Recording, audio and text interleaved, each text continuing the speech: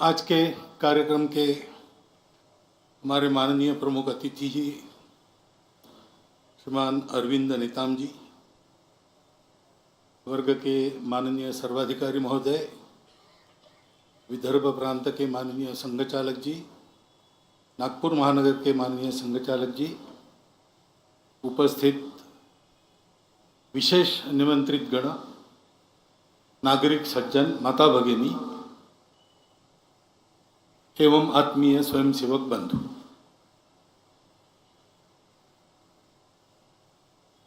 एक विशेष वातावरण में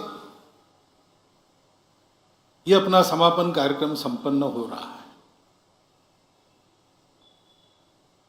संघ के स्वयंसेवकों के लिए शताब्दी समारोह शुरू होने के पूर्व का ये वर्ग है। 1.25 साल चल रहा है, वो पूरा होगा विजयदशमी को। उसके बाद उस निमित्त जो कुछ योजना हमारी है वो वर्ष भर चलेगी। परंतु एक तात्कालिक वातावरण जो खड़ा हुआ है कुछ दिनों से देश में,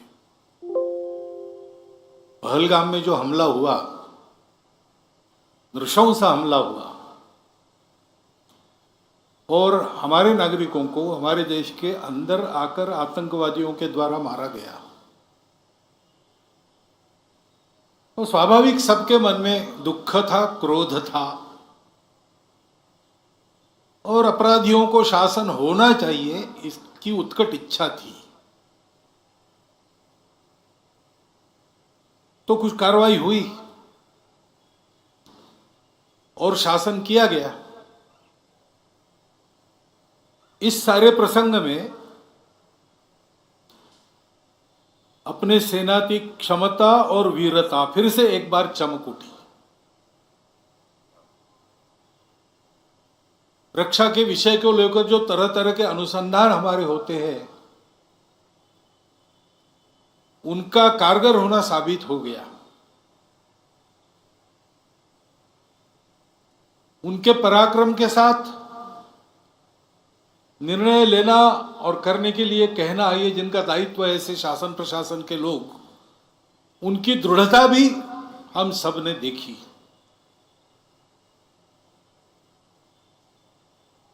हमारे पूरे राजनयिक वर्ग में, सब दलों के राजनयिकों में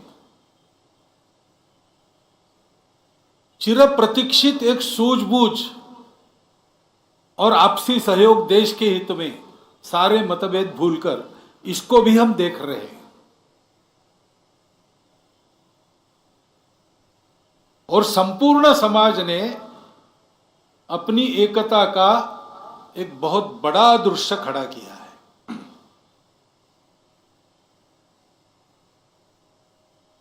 ये दृश्य अगर चिरस्थायी होता है, प्रसंग पुराना होने पर फीका नहीं पड़ता और चलते रहता है, तो अपने देश के लिए ये बहुत बड़ा संबल है। और इसलिए देशभक्ति के इस वातावरण में सारे मतभेद जैसे हम भूल गए हैं, आपसी स्पर्धाएं भूल गए, देश के हित में स्पर्धक एक दूसरे का सहयोग कर रहे, ये जो चित्र खड़ा हुआ है वो वास्तव में उत्तम प्रजातंत्र का दृश्य, ये आगे भी चलते रहना चाहिए, ऐसी सदिच्छा हम सबके मन में है। क्या होगा, कैसे होगा, कोई बता नहीं सकता, परंतु ऐसा होना चाहिए, ऐसा तो सबको लगता है। क्योंकि हम ये भी जानते हैं कि ये सब होने के बाद समस्या तो मिटी नहीं। टेढ़ापन जब तक कायम है, द्विराष्ट्रवाद का भूत जब तक मन में कायम है, शांतिपूर्वक रह सके इसलिए अलग हुए और अलग होने के साथ ही अशांति करना प्रारंभ किया, ये दोगलापन जब तक जाता नहीं तब तक देश पर ये खतरे बने रहेंगे।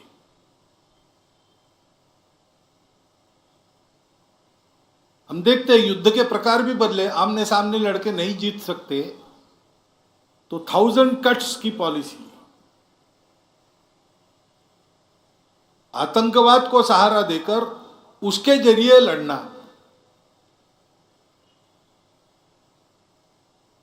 साइबर वॉर से लेकर सारी बातें एक प्रकार से एक छद्म युद्ध, प्रॉक्सी वॉर, ये सतत चल रहा है। बार बार शासन करने के बाद भी, बार बार सारी दुनिया ने कहने के बाद भी ये बात जाती नहीं है। और युद्ध के प्रकार आजकल बदल गए। आमने सामने आकर लड़ना, जो जीतेगा वो सिकंदर, ये नहीं रहा। अपने घर में बैठकर ही बटन दबाकर इधर ड्रोन्स छोड़े जा सकते हैं। युद्ध की नई नई तकनीकें आ रही है।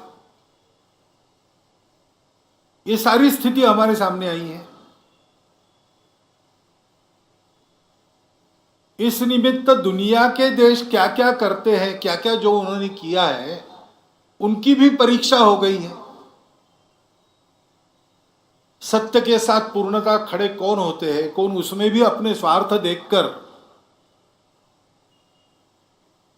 और उस प्रकार चलते हैं, और कौन सही सही हमारे विरोधी ही है।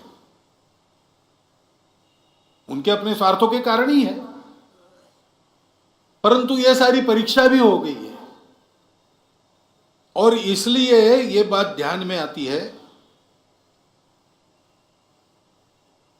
कि अपनी सुरक्षा के मामले में हम लोगों को स्वनिर्भर होना ही पड़ेगा। हम तो सत्य और अहिंसा वाले देश है। हमारी तरफ से दुनिया में हमारा कोई भी दुश्मन नहीं है, परंतु दुनिया में दुष्टता है। उसके चलते बिना कारण इस प्रकार वारदातें करने वाले लोग है तब तक हम लोगों को अपनी सुरक्षा के लिए पूर्ण सन्नद्ध और पूर्ण सजग होना पड़ेगा।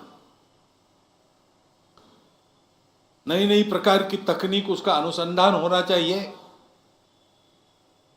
सेना प्रमुख ने कह दिया कि सारे अनुभव का हम भी विचार कर रहे हैं, हमको कहां कहां और आगे बढ़ना है, क्या क्या करना है, ये सब चलना चाहिए। सेना, शासन, प्रशासन, ये सब लोग ये करें, परंतु केवल इनसे नहीं होता। असली बल तो समाज का होता है। द्वितीय महायुद्ध में लगातार महीना भर अपनी पूरी ताकत एक करके हिटलर ने लंदन पर बमबारी की ताकि झुक जाए। देश का नेतृत्व था तो विचार करने लगा कि शरण जाना चाहिए क्या।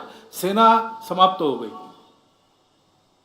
वायुसेना नहीं है, नौसेना बकी नहीं है, और हिटलर का दोस्त मुसोलिनी तैयार है कि मैं बीच बचाव करता हूं। तो उनके भी मन में विचार, चर्चिल जैसे प्रधानमंत्री के मन में आया कि क्या करें। उसने राजा को बताया इंग्लैंड के कि मेरा मन तो नहीं है, लेकिन मेरा मंत्रिमंडल चाहता है कि हम लोग संधि कर ले और नुकसान से बचे। सारा विनाश हो रहा है, रोकने की ताकत हमारी नहीं है। तो राजा ने उसको पूछा कि तुम्हारे मंत्रिमंडल ने तुमको चुन के दिया, किसने चुन के दिया? उन्होंने कहा जनता ने। तो प्रसंग ऐसा वर्णन करते हैं कि चर्चिल इंग्लैंड की मेट्रो में घूमा और उसने लोगों से बात कर ली। अब युद्ध क्या होता है, कितना नुकसान उठाना पड़ता है, कैसे संवार होता है, अपनी ताकत क्या है, ये कोई जानते नहीं। सामान्य लोग इसको नहीं जानते, लेकिन उनके मन में एक देशभक्ति है, तो वो चर्चिल को बताने लगे कि बिल्कुल शरण नहीं जाना, हम लड़ेंगे, गली गली में लड़ेंगे, हमारे पास कुछ नहीं तो बर्तनों से लड़ेंगे। वास्तव में ऐसा लड़ना पड़ता तो क्या होता, उसकी कल्पना उनको नहीं थी, लेकिन उनका नीति धैर्य ऐसा था। उसके आधार पर चर्चिल ने कहा, फिर पार्लियामेंट में जाकर संधि का विचार छोड़ दिया और कहा कि हम आसमान में लड़ेंगे, समुद्र में लड़ेंगे, सर्वत्र लड़ेंगे, और कदाचित इस लड़ाई में अगर हमको विजय नहीं मिली तो हमारी अगली पीढ़ी हमारे साम्राज्य में जो बाकी देश है वहां जाकर लड़ाई जारी रखेगी, लेकिन पूर्ण विजय प्राप्त किए बिना हम रहेंगे नहीं, शरण तो बिल्कुल नहीं जाएंगे। ये बल उनको कहां से प्राप्त हुआ? युद्ध के बाद चर्चिल का अभिनंदन किया समाज ने। उस अभिनंदन में कहा गया कि Churchill is the lion of England. तो चर्चिल में उत्तर ने कहा कि मैं लॉयन नहीं हूं, मैं सिंह नहीं हूं। You were the lions, I only road for you. आप सिंह थे, मैंने आपके तरफ से गर्जनाएं की। वास्तव में ऐसा ही रहता है। देश का असली बल उसके समाज का बल होता है, और इसलिए हमारे समाज को बहुत सजग रहना चाहिए, एक रहना चाहिए। हमारा देश विविधताओं का देश है, कई प्रकार की विविधताएं हैं और समस्याएं भी है, और कभी कभी एक की समस्या दूसरे के ध्यान में नहीं आती। एक के लिए लाभ की बात दूसरे के लिए नुकसान की होती है। इस सारे जंजाल में से देश के लिए एक निर्णय करना, एक प्रकार से चलना, ये बहुत कसरत हो जाती है, तार पर की कसरत। उसके चलते समाज में असंतोष भी रहता है, सब रहता है, ये स्वाभाविक है और वाजबी भी है। परंतु हमारे देश के हित के सामने ये सब हमारे लिए जायज नहीं है। हर हालत में समाज के किसी वर्ग की किसी वर्ग से लड़ाई न हो, ये हमको देखना ही पड़ेगा। आपस में सद्भावना का ही व्यवहार रखना पड़ेगा। भावनातिरेक में आतताईपन करना, जहां आवश्यक नहीं वहां झगड़ा निकालना, प्रतिक्रिया में कानून हाथ में लेकर चाहे जो करना, ये ठीक नहीं है। किसी भी एक जमाना था जब हम परतंत्र थे, शासक हम में लड़ाई चाहते थे, वो उपद्रवियों का साथ देते थे, इसलिए जो निरपराध लोग थे उनको लड़ना पड़ता था। लेकिन अब हमारा शासन है, भारत का शासन है, भारत के संविधान के अनुसार शासन है। तो समाज का आपस का व्यवहार करते समय हिंसा करना, बिना कारण गाली गलौज वाली भाषा का उपयोग करना, प्रतिक्रिया में आके कुछ भी बोलना, ये सारी बातें हमको छोड़ देनी पड़ेगी। ठंडे दिमाग से विचार करके उकसाने वाले लोग हैं, विक्टिमहुड उत्पन्न करने वाले लोग हैं, भड़काऊ भाषा उत्पन्न करने वाले लोग हैं, इन सबके चंगुल में नहीं फंसना। अपने स्वार्थ लाभ के लिए समाज में इस प्रकार की फूट झगड़ा चाहने वाले भी लोग हैं, और इस प्रकार का फूट झगड़ा हो तो भी सदियों से हम एक रहेंगे, ऐसे ओवर कॉन्फिडेंस में भी अपने स्वार्थ के लिए थोड़ा असंयम करने वाले लोग हैं। हमको ये नहीं करना चाहिए। एक दूसरे के साथ सद्भावना, सदाचार, सद्विचार और सहयोग करने की आवश्यकता है, क्योंकि हम सब लोग इस देश के अलग अलग भाषाओं के बोलने वाले, अलग अलग देवी देवताओं की पूजा करने वाले, अलग अलग खान पान रीति रिवाज वाले, अलग अलग हित संबंध आज जिनके उत्पन्न हुए विविधता के कारण, ऐसे हम सब लोग, हमारी जड़ें तो एकता में है, विविधता में नहीं है।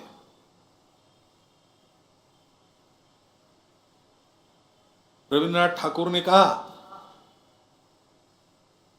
कि विविधता में एकता का परिचय देना और एकता के आधार पर विविधता का समन्वय करना सिखाने का काम ही भारत का प्रमुखता से धर्म है।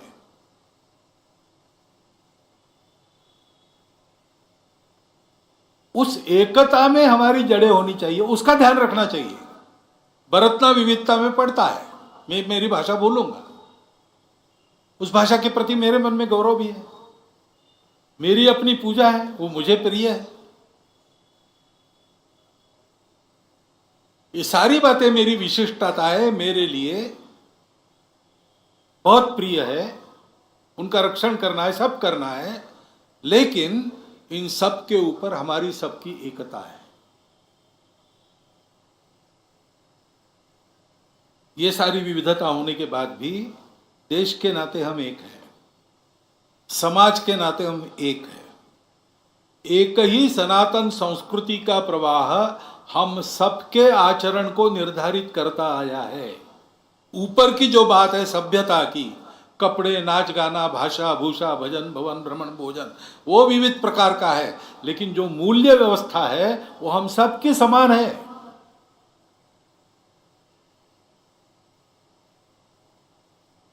और पूर्वजों से हम एक है, हमारे कोई अलग अलग वंश नहीं है। ये भ्रम पैदा किया गया है अंग्रेजों द्वारा। हम सब एक है, हमको विविध प्रकार के लोगों को एक नहीं होना है। हम एक है, हम भूल गए थे हम एक है, हमको एक होना है। और वास्तव में सारा विश्व एक है, मानव एक है। उस एकता का भान सारी दुनिया को कराना है। यह हमारे सामने हमारे राष्ट्र के अस्तित्व का, हमारे भारत की नव स्वतंत्रता का, जो 15 अगस्त 1947 में हम स्वतंत्र हुए, उसका प्रयोजन क्या है? उसका प्रयोजन ये है। उसके लिए हमको तैयार होना है। विविधताओं को संभालते हुए, उनका स्वीकार करते हुए, उनका सम्मान करते हुए, एकता पर सबकी दृष्टि लाना और उसके आधार पर विकास का पथ मानव जाति का पुनर्निर्धारित करना, इसका उदाहरण भारत को दुनिया के सामने रखना है। दुनिया को उसकी आवश्यकता है। और इस दृष्टि से अभी जो बातें हमारे अतिथि महोदय के द्वारा रखी गई वो बड़ी महत्वपूर्ण है।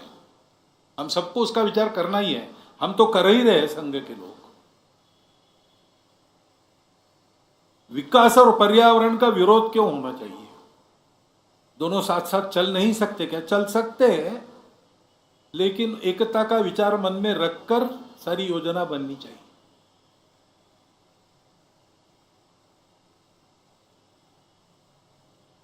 हमारा आदिवासी बंधु हमारा ही समाज है।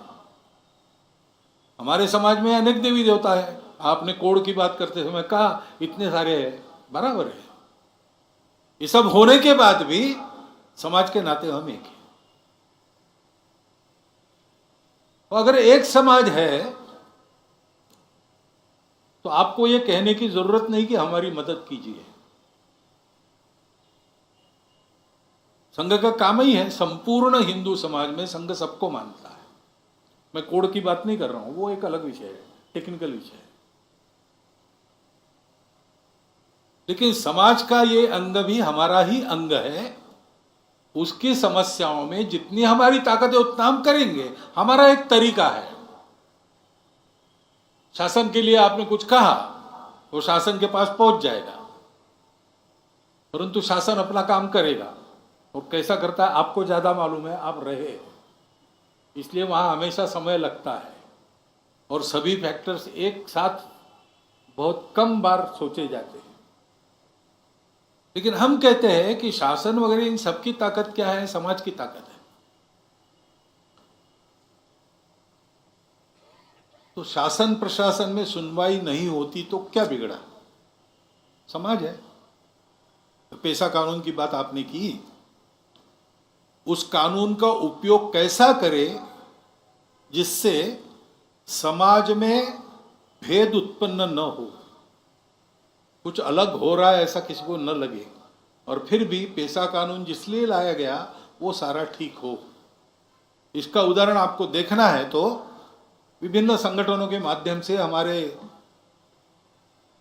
स्वयंसेवकों ने काम किया है, नासिक जिले में काम है, उसको कैसे लागू होना चाहिए इसका एक सुंदर उदाहरण वहाँ है। मैंने कल आपको चेतराम जी पवार का नाम बताया। बैतूल और आसपास के इसमें भी योजना पूर्वक उस प्रकार का काम चल रहा है, बस्तर में भी होगा। हम है ही, आपको विनंती करने की जरूरत नहीं। मैं कहता हूं आपने आकर हमको एक कर्तव्य बोध दिया है, हम जहां जहां पहुंचते वहां ये सब करते हैं, पहुंच हमारी बढ़नी चाहिए, बस इतनी बात है। और इसलिए जो भी सारी बातें आपने कही उसमें हमारे तरीके से हम जो कुछ कर सकते हैं हम जरूर करेंगे। मतांतरण का विषय है, मतांतरण क्यों होना चाहिए? हम तो ये मानते हैं हमारी परंपरा कि रुचिनुसार मार्गों का वैचित्र्य होता है। रुचिनाम वैचित्र्यात् रुजु कुटिल नाना पथयुताम नृणाम एको गम्य। ये सब जो तरीके हैं पूजा के, खान पान के, संस्कृति के, ये अलग अलग है। रुचि प्रकृति के अनुसार, अपनी परिस्थिति के अनुसार, अपनी सोच के अनुसार, ये बिल्कुल स्वाभाविक बात है। सब जाते हैं एक ही दिशा में अगर ठीक जाए तो, बीच में स्वार्थ ना आए, बीच में विकार ना आए, इसको भुना के अपना उल्लू सीधा करने की बुद्धि ना हो तो कुछ बिगड़ता नहीं, सब एक ही तरफ जाने वाले हैं। ऐसा है तो फिर मतांतरण क्यों करना? आधान के गुलाबराव महाराज जी को पूछा मिशनरियों ने कि सभी रास्ते सत्य है तो ईसाई क्यों नहीं बनना? तो उन्होंने कहा कि अगर सभी रास्ते सत्य है तो ईसाई क्यों बनना? अपने मन से अगर कोई अपने पूजा का तरीका बदलता है तो हमारे यहाँ किसी ने ऑब्जेक्शन लिया नहीं है, मान्यता है। रोरन नारायण वामन टिळक हो गए,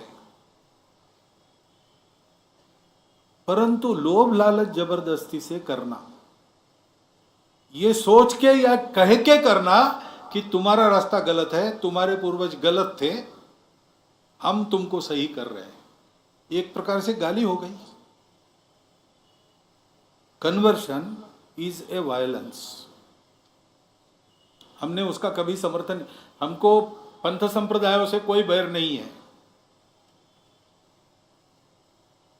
ईसा मसीह, पैगंबर साहब, सब श्रद्धा है उनके बारे में, हम भी उस श्रद्धा में सहभागी हैं,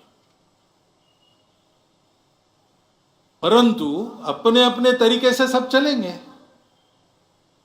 और इसलिए ऐसे जो गए लोभ लालच जबरदस्ती से, वो अगर वापस आना चाह रहे हैं तो उनको स्वीकार करना चाहिए, क्योंकि इट इज करेक्शन। और इसलिए इन सब बातों में हम आपके साथ हैं।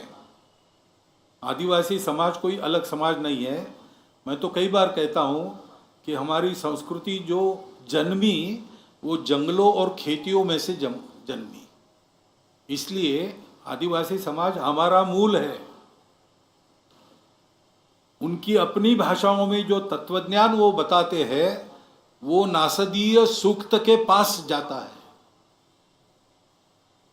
पर्यावरण के प्रति मित्रता, सब जगह पवित्रता देखना, पेड़ पौधों को पूछना, निसर्ग की पूजा करना, ये भारत छोड़ के कहां परंपरा है? ये भारत की परंपरा है।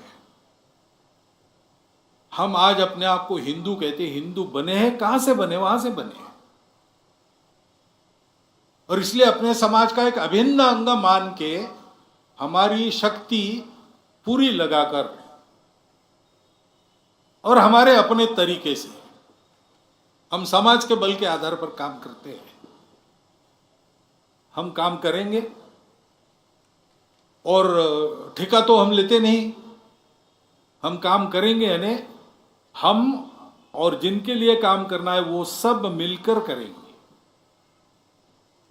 क्योंकि काम होने का तरीका यही रहता है, अपना भाग्य अपने को बनाना पड़ता है। नेता, नारा, नीति, पार्टी, अवतार, सरकार, विचार, महापुरुष ये सहायक हो सकते हैं, लेकिन 10 कदम हमको आगे जाना पड़ता है, तब 5 कदम ये पीछे आते हैं। ये आज की बात नहीं कर रहा हूं मैं, ये हमेशा ऐसे होता रहा है। सारे परिवर्तनों का कारण समाज है, और इसलिए अपने आचरण से, अपने उदाहरण से समाज में परिवर्तन का वातावरण उत्पन्न करना, ताकि समाज खुद अपना परिवर्तन करे, तो फिर नीतियों में परिवर्तन आना अवश्यम भावी है। धैर्य रखना पड़ेगा, अपना स्वतंत्र देश है, अब ये अपना समाज है। 1000 साल तक हम पारतंत्र में रहे, इसलिए हमको लड़ने की आदत हो गई, बगावत करने की आदत हो गई, तब वो आवश्यक था।